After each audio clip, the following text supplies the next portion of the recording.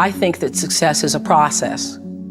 And I believe that my first Easter speech in the Kosciuszko Baptist Church at the age of 3.5 was the beginning. And that every other speech, every other book I read, every other time I spoke in public was a building block.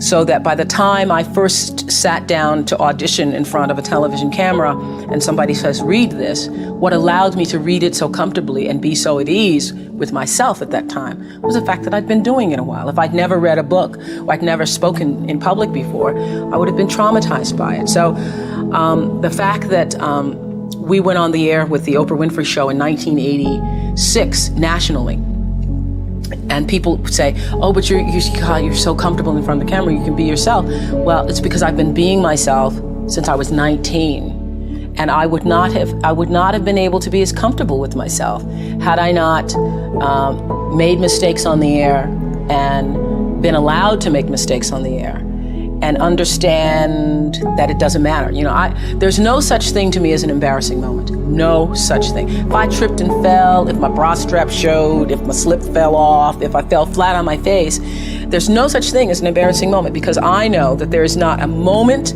that I could possibly experience on the air that somebody else hasn't already experienced. So when it happens, you say, oh, my slip fell off.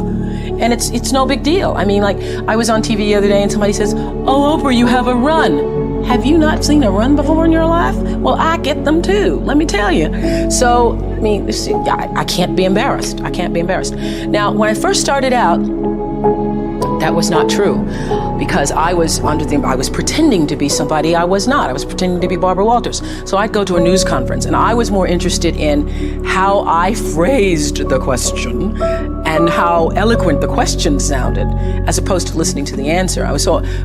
Which always happens when you're interested in impressing people instead of doing what you're supposed to be doing.